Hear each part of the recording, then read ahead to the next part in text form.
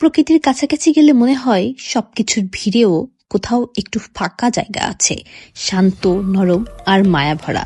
পাতার নড়াচড়া, নদীর ধারা কিংবা আকাশের রং, সবকিছুতেই এক ধরনের কথা লুকিয়ে থাকে, যা চোখে দেখা যায় না, কেবল অনুভব করা যায়। আসসালামু আলাইকুম viewers, welcome back to my channel. আজকে আপনাদের মাঝে ফিরে এসেছি আরও একটি নতুন, এক্সাইটিং এবং ভেরি মাচ স্পেশাল ব্লগ নিয়ে। আর এই ব্লগটি আমার প্রথম যে ব্লগ 2026 সালের প্রথম ব্লগেরই সেকেন্ড পার্ট। আমরা এখানে রওনা হয়ে গেছিলাম অলরেডি আমাদের যে নেক্সট ডেস্টিনেশন ছিল, যেখানে আমরা দুপুরে খাবার খাবো। রিসেন্টলি একটা খুব হাইপ রেস্টুরেন্ট হয়েছে যেটার নাম বারান্নে, সেটার উদ্দেশ্যে। আর তার চারপাশের যে রাস্তাটা ছিল, এটা ছিল আরো বেশি চমৎকার। আমি সেখান থেকে কিছু ক্লিপ নেওয়ার চেষ্টা করেছি এবং আপনাদের সাথে শেয়ার করেছি। আশা করছি আপনাদেরও ভালো লাগবে।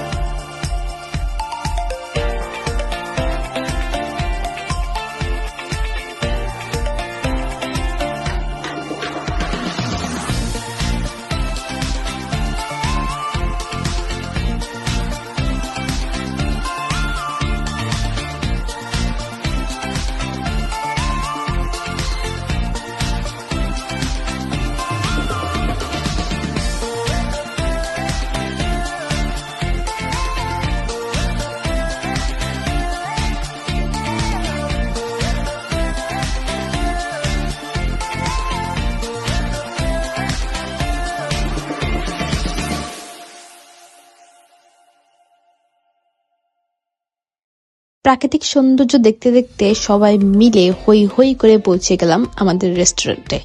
বারান্নে সাধারণত রাঙামাটির লোকাল ফুডের রেস্টুরেন্ট এবং এটা খুবই এক্সেপশনাল ছিল তাদের রান্নার জন্য। ওখানকারই একজন বড় ভাইয়া, অর্থাৎ ভাইয়ার ফ্রেন্ড, সে আমাদেরকে এটা রিকমেন্ড করেছিল যে এই রেস্টুরেন্ট অনেক ভালো, তোমরা এখানে লাঞ্চ করতে পারো। তো ওনার সাজেশনে আমরা সবাই মিলে গিয়েছিলাম এবং আসলে প্রত্যেকটা খাবার অসাধারণ ছিল।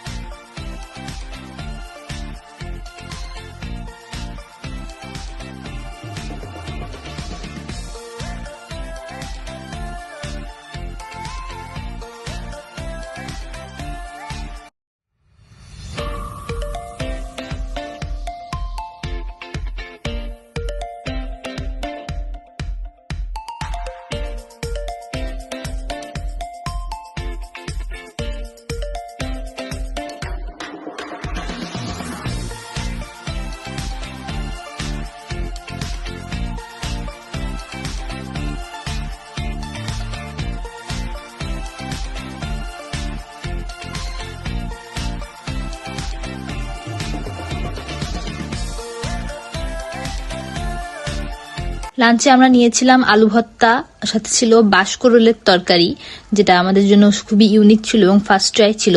আর একটা খুব অসাধারণ খাবার ছিল, সেটা হচ্ছে চাপিলা মাছের ভাজি। আমি অন্য কোনো আইটেম আর ট্রাই করিনি, এই জন্য আপনাদের সাথে শেয়ার করতে পারলাম না, কিন্তু সাথে মুরগি অথবা মাছ এগুলাও ছিল, অন্যরা ট্রাই করেছে। আলহামদুলিল্লাহ খুব ভালো খাবার ছিল ওনাদের।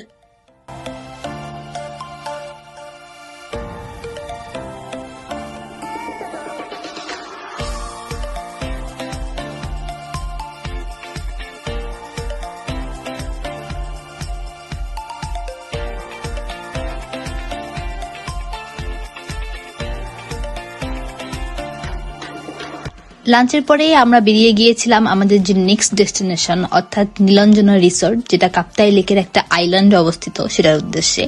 আর যাওয়ার পথে আমরা এই চমৎকার রংধনুটা দেখতে পাই এবং সবাই মিলে দাঁড়িয়ে গেছিলাম যে রংধনুর সাথে ছবি তুলবো। আর কাপ্তাই লেকের সৌন্দর্য তো আসলে ওইভাবে আলাদা করে বলার কিছু নাই, যে কর্নার থেকে দেখা হয় সেটাই মুগ্ধ করে।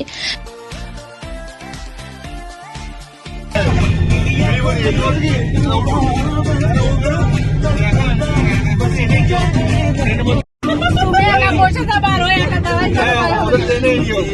ও